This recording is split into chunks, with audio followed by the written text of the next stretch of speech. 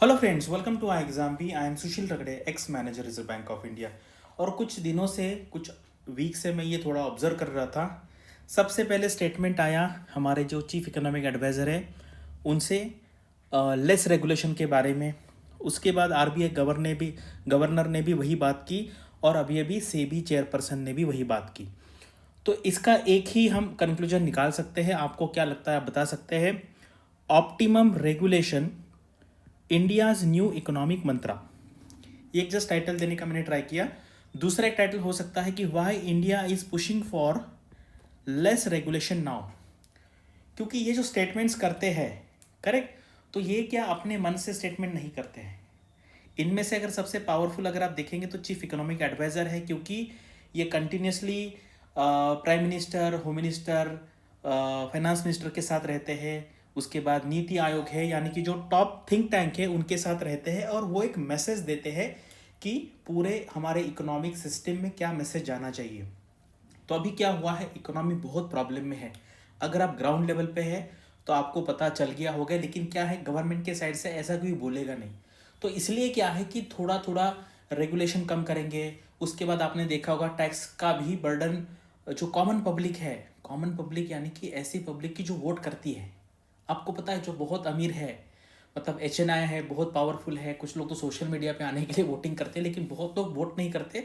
तो मेजर जो जनता है बहुत गरीब है, BPL वाली, उसके बाद जो मतलब गरीब है या लोअर मिडिल क्लास है, मिडिल क्लास है, ये लोग मैक्सिमम वोट करते हैं। अगर आप देखेंगे आज भी हमारे यहाँ पे वोटिंग का परसेंटेज 60% के आसपास है। 65 पकड़ लो, कुछ कुछ जगह पे 70 होता है। यानी कि मेजर पब्लिक जो है, जो अपर मिडिल क्लास है, HNI है, वो अपने अपने काम में बिजी रहती है, कभी बिजनेस में यहाँ वहाँ, तो वो मोस्टली वोटिंग के लिए नहीं जाती है। तो अभी जो गवर्नमेंट में जो सत्ता जिनके पास है, उनको लगता है कि भाई जो कॉमन पब्लिक है, जो हमें सपोर्ट करती है, उनको प्रॉब्लम नहीं होना चाहिए। इसलिए ये अगर आपने देखेंगे तो देखा तो अब ये बजट से स्टार्ट हुआ, क्योंकि उसके पहले कॉमन मैन का बात कोई नहीं करता था। आपने देखा होगा हमारे यूट्यूब चैनल पे, या मैं भी टेलीग्राम पे काफ़ी बार लिखता था, इतना टैक्स है, ये टैक्स है, लोग फॉरेन जा रहे हैं, लोग यहाँ पे मतलब दुबई जा रहे हैं, सिंगापुर जा रहे हैं। तो इसके वजह से गवर्नमेंट को एक पता चल गया कि अगर हम लोगों को रिलीफ नहीं देंगे तो भाई यहाँ पे लोग रिबेलियस हो सकते हैं और गवर्नमेंट को तकलीफ हो सकती है। तो इसलिए ये सिस्टमेटिकली धीरे धीरे धीरे धीरे ये जो रेगुलेशन है, जो स्ट्रिक्ट हो है अभी, वो कम किया जा रहा है। और ये अगर आप ये तीनों टॉप लेवल के लोग देखेंगे, जो पॉलिटिक्स है, वो तो हमारे जो हम जिनको चुन के देते हैं, फाइनेंस मिनिस्टर, होम मिनिस्टर, उसके बाद प्राइम मिनिस्टर, ये इनके पास तो अल्टीमेट पावर होती ही है। लेकिन उनके बाद फिर ये जो लोग हैं गवर्नमेंट पे थिंक टैंक लेवल पे है, मोस्टली IAS ऑफिसर्स होते हैं, इकोनॉमिस्ट होते हैं, ये अभी ये मैसेज जो है वो धीरे धीरे सारे जगह पे स्प्रेड करेंगे। तो ये एक ट्रेंड है, ये आपको देखना बहुत ज़रूरी है। आपको जॉब में भी इसका फ़ायदा होगा। अगर आप अनएम्प्लॉयड है तो आपको आगे किस एरिया में जाना है, क्या करना है, उसको भी फ़ायदा होगा। और अगर आप जॉब में भी है तो भी आपको अपनी स्किल्स है बढ़ाने पड़ेंगे, क्योंकि भाई आगे क्या हो सकता है कुछ हमें पता नहीं है। ठीक है, मतलब मैंने क्लास लिया था, उसमें मैंने बताया कि अभी गवर्नमेंट ने जो 75 डिजिटल बैंकिंग यूनिट्स का जो प्रोजेक्ट चालू किया था 3 साल का, वो सक्सेसफुल रन हो रहा है।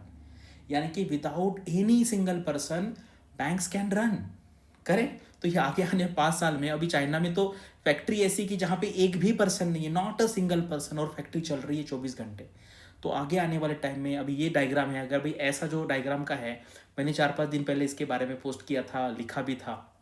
अभी सब लोगों को पता चल गया कि ये पहले ऐसी जो इमेज है, ये गिबली स्टूडियो स्टाइल इमेजेस है, ये बनाने के लिए पहले आर्टिस्ट लोग लगते थे, बहुत टाइम लगता था। अभी चैट GPT पे ऐसे कर दे रहे हैं, इसके वीडियो भी बना सकते हैं, फिल्म भी बना सकते हैं, मूवी भी बना सकते हैं।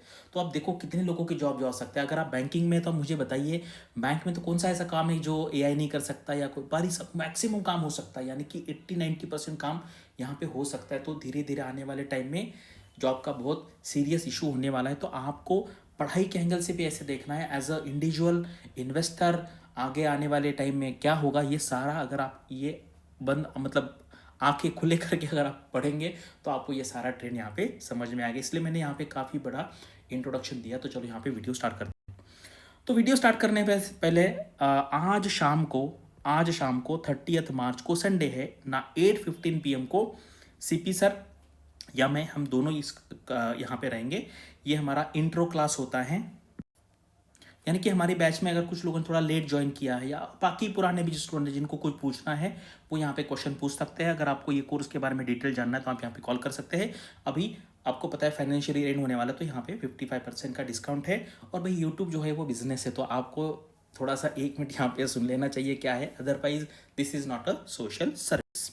चलिए अभी देखो ये इकोनॉमिक सर्वे जो है, economic survey chief economic adviser emphasises deregulation to spur growth, facilitate ease of doing business. यानी कि भाई लोगों को बिजनेस जो स्टार्ट करना है, एंड करना है, क्लोज करना है, ये भाई आप आसान कर दो, अदरवाइज लोगों में पहले ही बहुत रोष है तो उनको ज़्यादा तकलीफ मत दो।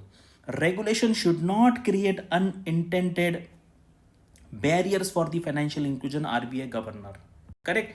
SEBI chief Tuhin Kanta Pandey pitches for optimum over maximum regulation, strict regulation behind a low number of ये registered investment advisers in India. Tuhin Kanta Pandey, अभी मैंने भी यहाँ पर एप्लीकेशन प्रोसेस स्टार्ट कर दिया है। मैं भी कुछ दिन के बाद ये यहाँ पे रजिस्टर्ड इन्वेस्टमेंट एडवाइजर बनने वाला हूँ, क्योंकि बहुत लोग मुझे पूछते हैं। मैं खुद जो मतलब इसके बारे में मैं एक वीडियो बनाऊंगा कि भाई मैंने पिछले 1 महीने में कितना रिटर्न कमाया है, वो मैं आपको वहाँ पे दिखा दूंगा, ठीक है। लेकिन अभी as of now I don't have that authority to give kind of a suggestion. सिर्फ मैं मेरा यहाँ पे दिखा दूंगा कि भाई किस तरीके से किया है, और जब मेरे पास ये RIA का सर्टिफिकेशन मिल जाएगा उसके बाद मैं भी यहाँ पे स्टार्ट करूँगा, क्योंकि अभी बहुत कम लोग हैं, हज़ारों में हैं, लोअर सिंगल डिजिट 1000 में है, यानी कि 2-3 हज़ार के आसपास कुछ लोग होंगे। तो अगर इंडिया में लोगों को एडवाइस देना है तो भाई लोग सब फ्री में एडवाइस चाहते हैं। फ्री में एडवाइस कैसे मिलेगा, करेक्ट। आपको कुछ आपका कमाना है, पैसे दूसरे को नहीं देना, ऐसे नहीं चलेगा। तो ये इसके बारे में भी सेबी चीफ ने कहा है कि हमारे यहाँ पे पेड सर्विसेज अच्छी क्वालिटी की होनी चाहिए। चलिए तो यहाँ पे ये ना इसका एक एनालिसिस किया है कि analysis of the push for optimum और डीरेगुलेशन बाय की Indian officials, the recent emphasis on optimum regulation or deregulation by the key Indian government officials like Chief Economic Advisor Anant Nageshwaran sir, RBI Governor Sanjay Malhotra, SEBI Chairman Tuhin Kanta Pandey sir, reflects a coordinated policy shift aimed at balancing economic growth with the regulatory efficiency। जैसे मैंने आपको starting में ही कहा कि भाई ये जो है ना लोग, ये इनका ये थिंक टैंक वाले लोग हैं, करेक्ट। यानी कि हमारी जो इकोनॉमिक एडवाइजरी काउंसिल है प्राइम मिनिस्टर की, नीति आयोग है, या कैबिनेट है, या बड़े बड़े ऑर्गेनाइजेशन में लोग बैठे हैं, तो इसीलिए इन्होंने कोऑर्डिनेटेड एफर्ट्स है ये सारे, अदरवाइज अलग अलग डायरेक्शन में जाएंगे तो उसका इम्पैक्ट नहीं आएगा। इसीलिए ये तीनों के तीनों जो लोग हैं वो सेम यहाँ पे कर रहे हैं, करेक्ट। तो चीफ इकोनॉमिक एडवाइजर क्या कह रहे हैं कि D regulation for growth, pervasive regulations raise the fixed cost of doing business, hindrance hiring and investment. Regulation would spur ease of doing business, employment generation and competitiveness in the post globalization era। आपको पता है भाई लोगों के पास job ही नहीं है। आप खुद का या आपके आसपास के लोगों का सिचुएशन देख लीजिए।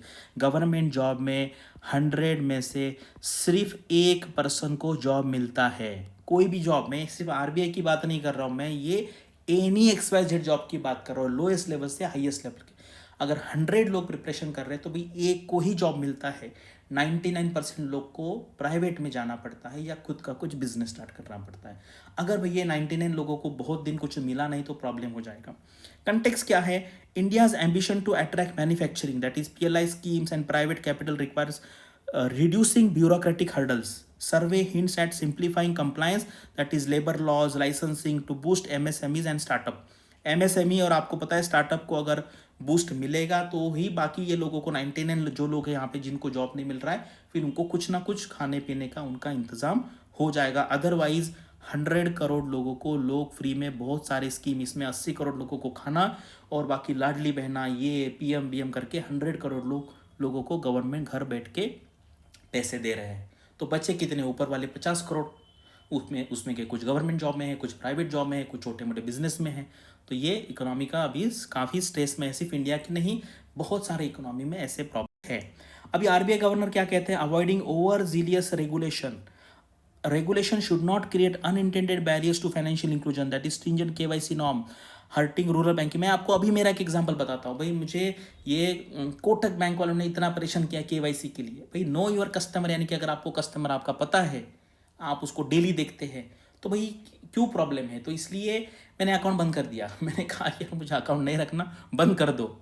और फिर उनका बाद में मुझे फ़ोन आया, तो मैंने कहा भाई आपके आदमी अगर लोगों को तकलीफ देंगे तो फिर हम क्यों रखें, तो मैंने बंद कर दिया अकाउंट। तो ये बहुत प्रॉब्लम है केवाईसी का। देखो आपको मैसेजेस आ रहे होंगे भाई नो योर कस्टमर का जो पीछे का लॉजिक है ये किसको नहीं पता। बस कर बोला है ना भाई करना है तो करना है, उसके पीछे का रीज़न क्या, नो योर का अगर कस्टमर पता है तो भाई कुछ करने की जरूरत नहीं, लेकिन इतना कौन देखेगा, इसकी वजह से बहुत प्रॉब्लम हुआ है। Balance needed between anti money laundering, FATF norms and shifting legitimate economic activity. भाई एक्चुअली अगर आप देखेंगे भाई जिसको फ्रॉड करना है ना वो सारा पेपर पे वो ओके रहेगा, और वो एनपीए भी करेगा, वो कंट्री से भाग भी जाएगा, सब कुछ फ्रॉड करेगा, कुछ नहीं। और जो कॉमन पब्लिक है भाई एक ये महीने आएगा तो उसके घर पे जाके उसको उठा के लाएंगे, ऐसे प्राइवेट बैंक वाले करते हैं। ठीक है, तो कंटेक्स्ट क्या है, RBI focus on fintech innovation, UPI है digital lending requires flexible frameworks, rising NPS and risk in shadow banking calls for risk based supervision not blanket rules. Blanket rules मुझे मतलब रूल बना दिया तो भाई उसके पीछे का जो लॉजिक है वो कोई यहाँ पे देखना नहीं है। अभी से भी चेयरपर्सन की बात देखते हैं। ऑप्टिमम और maximum regulation, capital markets are dynamic, excessive rules, data registered investment advisers and innovation. अभी इतने सारे लोग हैं भाई जिन्होंने एमबीए किया हुआ है, सीएफए किया है, इतना अननेसेसरी डिफिकल्ट है भाई। इंडिया में 1000 के आसपास लोग होंगे ये रजिस्टर्ड इन्वेस्टमेंट एडवाइजर, इतना पॉपुलेशन है, इतने लोग हैं, लेकिन फिर कोई एडवाइजर अवेलेबल नहीं है, तो फिर वो मन से करते हैं और फिर कोई उनको फंसा देता है। आप देखो कितने सारे सोशल मीडिया इन्फ्लुएंसर हैं और वो कुछ भी आके वहाँ पे बोलते हैं ना, उनके पास ये सर्टिफिकेशंस है और बाकी लोग उसमें फंस जाते हैं। तो अगर प्रॉपर सर्टिफिकेशन होगा और इसका जो फॉलो प्रोसीजर भी है ना वो भी बहुत डिफिकल्ट है, मतलब बहुत लोग तो बनना भी नहीं चाहते। अदरवाइज उसका नंबर रखो, ये रखो, फाइल करो, तो भाई वो उसका बिजनेस करेगा या सारा डॉक्यूमेंटेशन करेगा। तो इसलिए ये अच्छी बात है और मुझे लगता है देखो अगर आप इसके प्रीवियस से भी चेयरपर्सन अभी देखेंगे तो आपको डिफरेंस पता चलेगा। भाई पिछला में क्या हुआ मुझे पता भी नहीं चल क्या क्या हुआ वहाँ पे, बहुत मतलब सिचुएशन खराब थी सेबी की। अभी सर आने के बाद काफ़ी ज़बरदस्त काम चालू किया है। मतलब हम बोलते हैं ना कि जैसे नया कोई सीईओ आता है ऑर्गेनाइजेशन में तो 2-3 महीने में ही पूरा इम्पैक्ट यहाँ पे दिखने लगा है। और मैडम ने तो उनके ऊपर लास्ट टाइम कुछ एफआईआर भी होता, काफ़ी प्रॉब्लम था। तो अभी सर ने आते आते ही अब देखो पिछले 1 महीने में काफ़ी सारे अच्छे स्टेप्स लिए हैं। और अभी मुझे जो मल्होत्रा सर है उनका भी काफ़ी इंप्रेसिव परफॉर्मेंस लगा है आने 1-2 महीने में। SEBI aims to rationalise regulation that is easing compliance for RIs without compromising investor protection. ऐसा नहीं करना है कि भाई कुछ भी ढीला छोड़ दो, ऐसा नहीं है, बैलेंस करना है। लेकिन अभी जो क्या है वो बहुत स्ट्रिंजेंट है। कंटेक्स्ट क्या है, India's capital market seeks deeper participation, retail investors, ESG funds, global competition that is from Singapore, Dubai, necessitates agile frameworks. Otherwise लोग भाई दूसरे शेयर मार्केट में इन्वेस्ट तो रहे हैं। तो मुझे बताओ अभी आपको यहाँ पे क्या लगता है, आपने ऑब्जर्व किया क्या ये जो 3 इंपॉर्टेंट ऑफिशियल्स हैं बड़े बड़े पोजीशन पे। तो मैंने मतलब पहले ही देख लिया था ये कि यार इस टाइप का ट्रेंड आ रहा है। और अभी पिछले 1-2 दिन में आज के न्यूज़पेपर में भी और कल के भी न्यूज़पेपर में काफ़ी सारी न्यूज़ आई। तो मैंने सोचा चलो इसके ऊपर वीडियो बनाते हैं। आपका क्या व्यू है कमेंट सेक्शन में लिखिए। Thanks for watching this video and all the best for your studies and upcoming examinations.